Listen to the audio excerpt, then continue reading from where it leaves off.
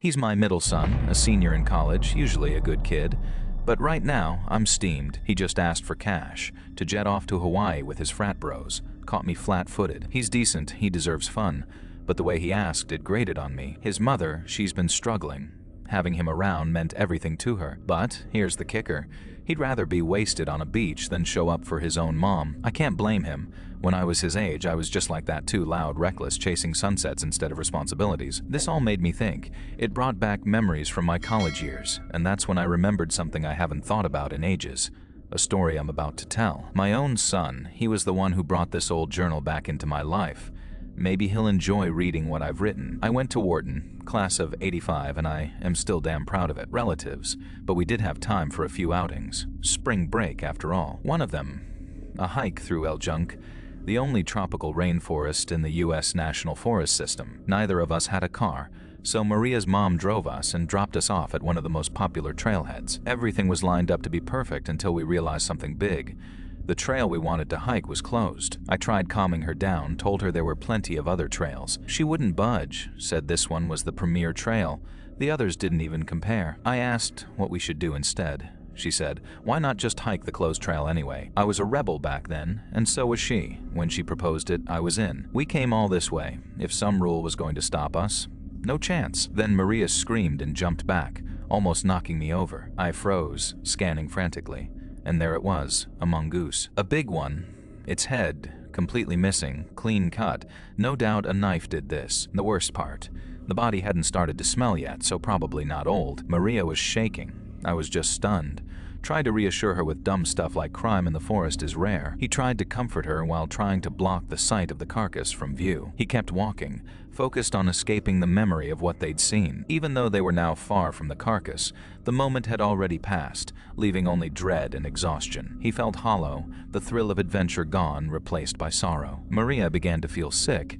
Her fear had turned physical. They retraced their steps, each step weighed down by guilt and fear. He tried to shield her from the horror ahead, but it was too late. He saw the creature no longer there, only its grisly remains. He pulled her away, faster than she could react, as the horror closed in. They ran, hearts pounding, uncertain whether the threat had followed them or was still behind. Behind them, a new terror emerged louder than anything they'd seen before. She sobbed, pushing herself harder but already out of breath. I held her wrist tight, practically dragging her along as she slowed down. Someone strung up that mongoose. Someone caused that scream. I was sure something would charge at us any second. We finally reached the trailhead. For a second, I thought we were clear. Then he saw someone standing near the barricades, arms crossed, clearly pissed off. He took it seriously, told us to come with him, and we did. Took us to a ranger station near the parking lot where a supervisor waited. Maria's mom arrived and we left, still shaken. Never heard anything about what authorities found or even if they investigated. I'm a laid-back guy, would say most of my friends are too. This happened last year, so I'll jump right in. Fishing, but that night empty. It wasn't fully dark yet. The sun was setting, so we needed to set up fast. Ariel pointed out a car in the distance, said it had passed twice already. Not wide enough for two cars. One side, the beach where we were, the other, shrubs. We shrugged it off and went back to setting up. By then, we decided to crack a few beers and hang out in a circle. I don't remember who noticed first, but that car came back again. This time, it stopped right next to us. Jackson and I told them not to worry, and we headed over to intercept him before he reached our campsite. I told him to come with us. When we got close enough, Jackson said, "How is it going, man?" Trying to keep things light. He didn't waste any time, said bluntly. "You're on my property." Slurred words. I told him, the beach is public land, no private signs anywhere. I screamed no.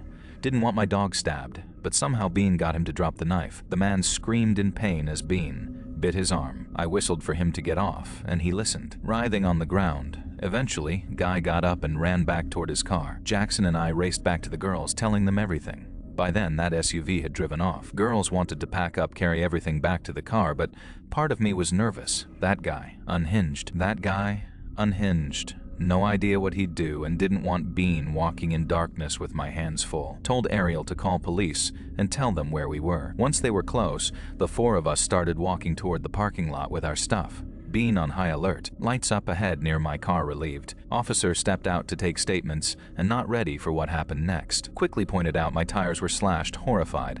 Officer unholstered his gun and told me to unlock the car. I did. Open trunk, but thank God it was a false alarm. He helped with the tires. Thank God we brought Bean that night. That guy, probably a drunken lunatic, could have been a quadruple murder if he'd gotten his way. Finding a nice spot is awesome, but obviously comes with risks. Spring break 2023. Michelle and I booked a trip to Miami for a weekend. First times in Miami, both 22. Staying at some full house Airbnb in Wynwood, a 20-minute Uber from the beach. Got there Thursday, staying until Monday. Landed late that day, just hit up nearby bars first night. Fun. Next day, Ubered to Miami Beach for a beach day, brought towels from the rental and just lay on the sand for hours. Multiple guys approached us, we rejected or whatever, but one guy, probably me specifically, had this charming accent. Nice forward personality, and honestly everything about him was handsome from hair down to physique. He introduced himself as Will, asked what our plans were, and asked for my number. I gave it to him, then he was off, walking away looking at his phone. We left Miami Beach because it got too crazy for us. Spring break, but just a bit much. Returned to rental with drinks and snacks from nearby store. Drank by pool, listening to music on Michelle's speaker while plotting our night. He responded fast. No plans yet, then suggested the four of us go out in Wynwood. Made plan for Will and Ken to come pre-game with us.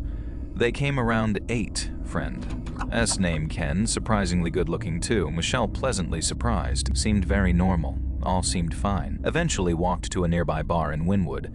Ken and Will kept buying rounds of shots. Things blurred quickly. Didn't black out, but memory got foggy. Left me alone with Will for a while. Eventually had to go to bathroom. But before I left, he called out what I wanted next drink, said tequila soda. Walked toward better angle and saw the 2 drinks in front of him. He was doing something to my drink, even drunk. My gut told me to leave. Rushed out of bar, called her a bunch of times, but never picked up. Around this time, Will texted, "Where are you?" Ignored it. Eventually dropped the bomb. I think Will was trying to roofie me.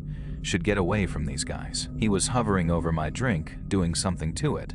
She replied, maybe he was just on his phone. I called her, but she didn't pick up. Texted back, I'm still with Ken, just text. I responded, already left. I'm not going back. Suggested she meet me at Airbnb. She replied, I'll be back soon. I walked back, got in using code lock. The door locked after 10 seconds. Same for the back door. I sat really drunk by myself, worried about Michelle, but also wondering if I was overthinking the roofie thing.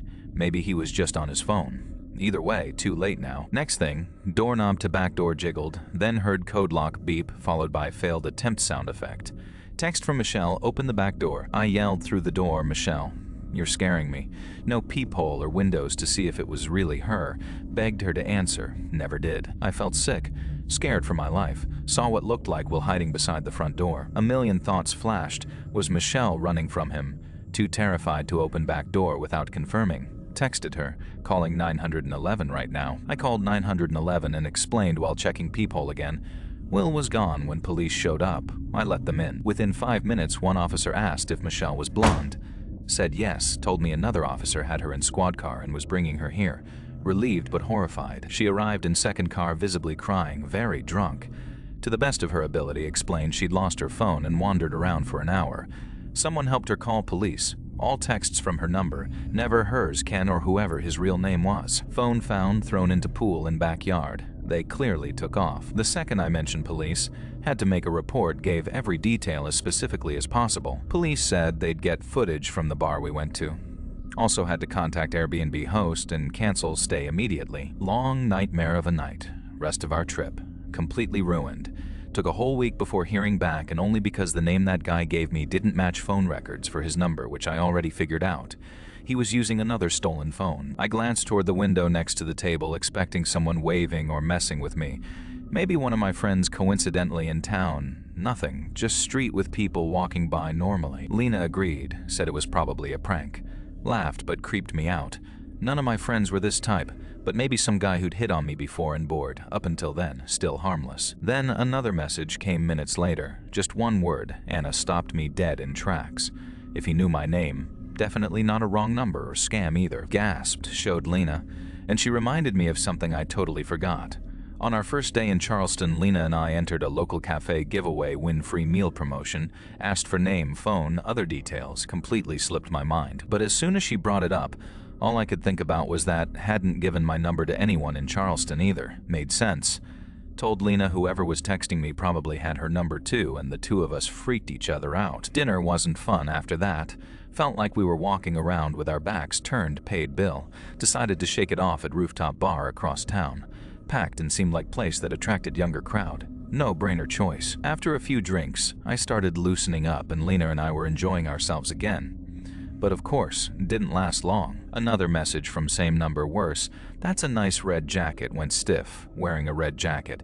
One of the only people there even wearing red. Looked around frantically but useless. Crowded, filled with laughing drinkers. No one was obviously looking at me, showed Lena, and she said we should leave. Two of us started walking back to the Airbnb as quietly as we could. Eyes darting behind us, just in case someone was following. No one was. By the time we got inside, we bolted the door, double-checked every lock, shut curtains, locked windows trying to convince ourselves we were just overreacting. But an hour later, got hungry, but neither of us wanted to leave. Ordered Uber Eats, instead a random burger joint a few blocks away. Estimated wait, 50 minutes, felt like forever. Distracted ourselves watching some dumb reality show to shake off the creepiness from earlier. Looked down Uber Eats notification, said the driver was arriving. Confused. Looked at Lena, same blank, confused face. Got up and checked peephole. Yeah, some random bulky dude in a hoodie holding a bag of food. Watched him for a bit, expecting him to set it down and leave. But he just stood there, knocked again and said out loud, "Uber Eats for Anna." Said thanks. I told him he could just leave it outside, but still didn't move. Then said, I needed to come out and sign something real quick. Something was very wrong. Exchanged a glance with Lena. She immediately pulled out her phone, dialed 911. Mouthing just in case to me. Kept saying he had other deliveries and just needed a quick signature. But we knew it was BS. When I didn't respond, started jiggling the doorknob. When that didn't budge, started banging on the door shouting my name. Sirens in the distance. Banging stopped. Heard a bag of food drop onto the porch, followed by rapid footsteps running away. Quite a commotion outside our yard. Heard officers yelling, sirens blaring. Lena and I rushed to the window to see two cops tackling the guy in the hoodie, just over the fence. Officers came to the house. We told them everything, including texts. By miracle, one officer had been patrolling just 2 blocks away when Lena made her call, which explained how fast they showed up. Thankfully, we were in a busy area. They took statements and said we'd hear from them soon. Turns out the cafe theory was right. He worked there. He took photos of giveaway forms and followed us since the afternoon, likely because we wrote, "Just visiting for spring break," making us easy targets. He followed us home from the bar and waited outside. When Uber Eats pulled up, he convinced him to hand over the food, maybe pretending to be my boyfriend or something. He also had a criminal record, making it even worse. We were dealing with someone who'd already shown violence. It was terrifying. The rest of the trip kind of sucked. When it was time to leave Charleston, we felt relieved. We still don't know what that guy's plan was. Maybe he thought if we opened the door, he could push in and do God knows what. Either way, I try not to think about what would have happened if Lena hadn't called the police when she did. Or worse, if they hadn't gotten there.